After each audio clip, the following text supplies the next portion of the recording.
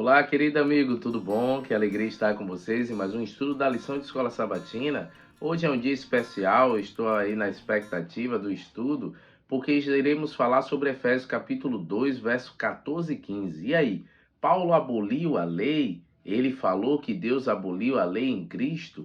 É um estudo importante para nós como adventista, porque muitos usam esse texto para dizer que a lei foi abolida. Então, fica de olho aí que a gente vai estudar essa lição tão importante.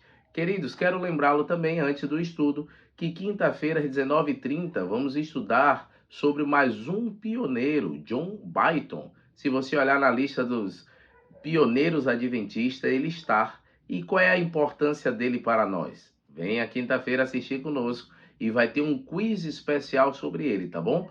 Conto com a sua participação. Para entendermos a lição de hoje, vamos primeiro ler o texto, Efésios 2, verso 14 e 15. Diz assim o verso 14: Porque ele é a nossa paz, o qual de ambos fez um, e tendo derribado a parede de separação, que estava no meio, a inimizade, aboliu na sua carne a lei dos mandamentos, na forma de ordenância, para que dos dois criasse em si mesmo um novo homem, fazendo a paz. Primeiro aspecto, como assim ele derrubou este muro?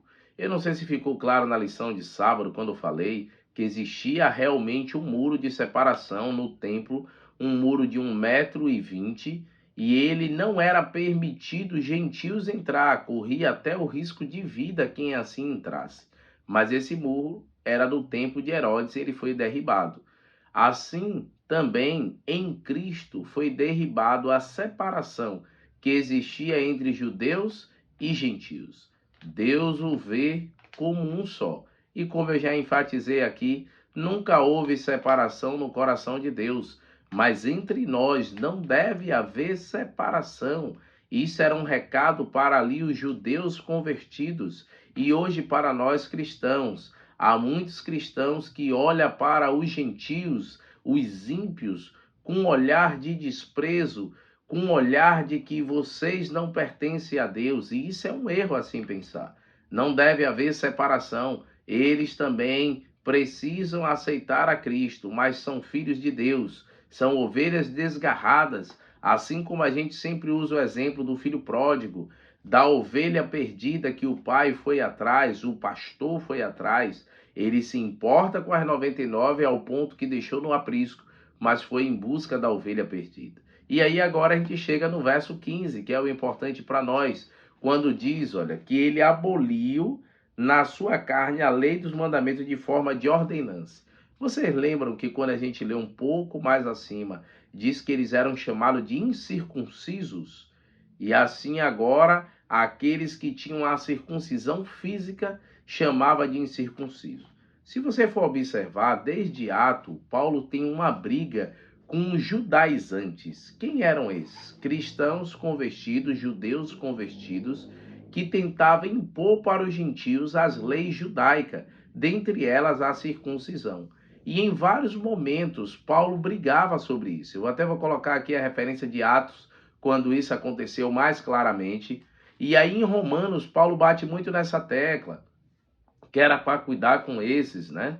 Além disso, também Paulo tem um momento que fala: aquele que come, não fale do que não come, porque eles tinham lei sobre alimentação, não como a lei em Levítico, que é para todos, mas de lavar as mãos, como a lei dos anciões, e queria impor.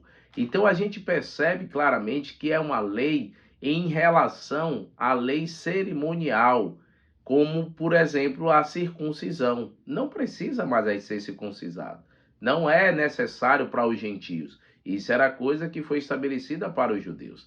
Agora, como é que eu sei que essa lei não é os 10 mandamentos? A lição veio nos ajudando porque Paulo falou a favor em vários momentos dos 10 mandamentos. Quer ver, por exemplo, algumas referências aí, ó. Quando ele fala em Efésios 6, de 2 a 3, ele fala a favor do quinto mandamento. Ele até lá está escrito: honra teu pai e tua mãe. Então, Paulo não estava falando no verso 14 e 15 de Efésios 2 que a lei foi abolida. Se lá na frente, em Efésios 6, ele manda honrar pai e mãe. Quer ver também? Ele dá o exemplo do sétimo mandamento em Efésios 5, de 3 a 14. Ele fala a favor do sétimo mandamento. O oitavo em Efésios 4, 28. o nono em Efésios 4:25 e o 10º em Efésios 5:5. Opa, então não tem como Paulo estar se contradizendo na mesma carta. Então a gente precisa entender sobre o que Paulo está falando. Lembre-se que quando Paulo chega em Éfeso, o primeiro grupo que ele evangeliza, ele vai trabalhar com os judeus cristãos, pessoas que eram recém-convertidas. Lembra até em Atos 19 que quando ele chega em Éfeso, ele pergunta: no que vocês foram batizados? E o pessoal fala: no batismo de João. E aí ele prega e rebatiza eles para que eles recebessem o Espírito Santo. Então você vê que Paulo atendeu um público já convertido. Então não pense que Paulo só fala aos gentios. Fala aos gentios, judeus convertidos, porque Paulo não queria que houvesse o quê? Discussão e briga com eles dentro da igreja. E assim não ocorre em muitas igrejas. Igreja de negros nos Estados Unidos tem isso.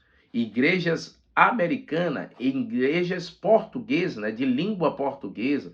Eu sei que isso facilita o convívio, mas de uma certa forma também causa uma certa divisão.